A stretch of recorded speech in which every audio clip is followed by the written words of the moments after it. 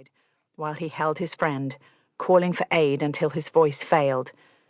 But the past, with its dark, clawed memories, would have to wait. "My coachman has broken his leg." The woman slid off the horse's back. She touched her forehead, and her fingers came away wet and red. With a grimace, she wiped them on her skirts. One eye had swollen shut, and a cut near her hairline seemed the probable source of most of the blood. "He was unconscious when I left. My maid is with him." "Where's the accident, miss?" a man from the inn asked, taking the long leather traces she'd used as reins. Men spilled out of the taproom to lend their aid while grooms readied mounts and gathered carts to form a rescue party. "By my best guess, they are perhaps 3 miles away, directly down this road. You can't miss them." She pointed back in the direction from which she'd ridden.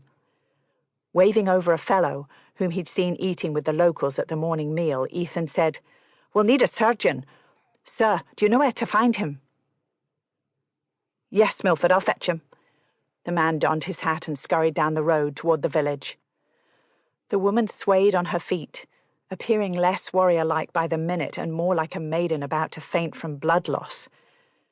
Before Ethan could say anything, Calvin arrived and offered his arm to escort her inside. Just as well. Ethan might want to help, but Cal's particular skill set would be more useful to a damsel in distress. She went with his friend willingly enough, no doubt won over by his charm. Charm wasn't Ethan's strongest trait. Better to stay in the stable yard until everyone had a job and was on their way. A gentleman with hair that glowed like a halo grasped Lottie's elbow, speaking in the same tone she would use with a frightened horse.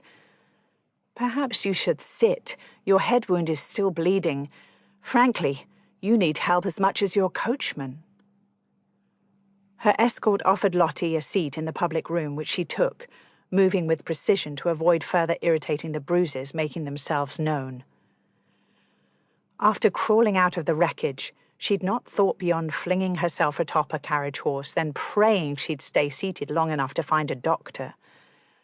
The shaking in Lottie's legs began, and she feared the rest of her body would follow suit until twitchy, useless nerves overtook her. Lacing her fingers together steadied her somewhat, while she waited for her vision to clear. Dear Lord, one of her eyes wasn't working correctly. No wonder her face hurt.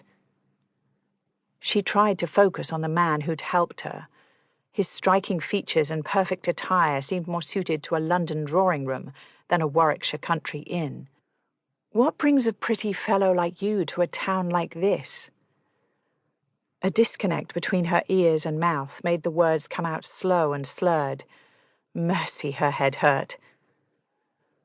Following his gaze to a sparkling window overlooking the yard, she spied the behemoth of a man they'd left behind deploying volunteers and taking control of the situation with an air of command no one questioned.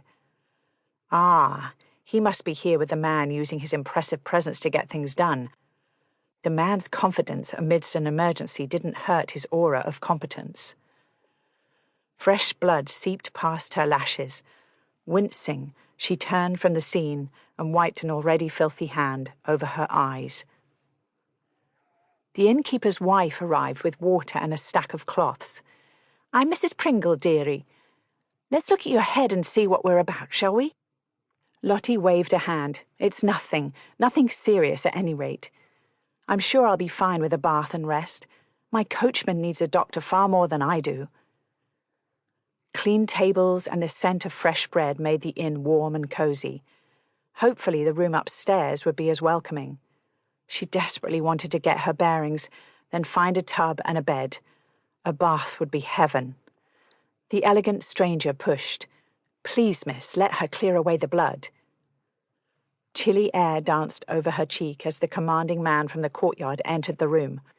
With a blunt, "Give me the rag," he once again took charge, swiping the cloth from Mrs. Pringle's hand. Her charming escort rolled his eyes. "Fine, Mac, take over. I'll see if I'm needed outside." The giant grunted an acknowledgement. Really, were actual words too much to ask? A few moments before he'd been kind, but now surly impatience.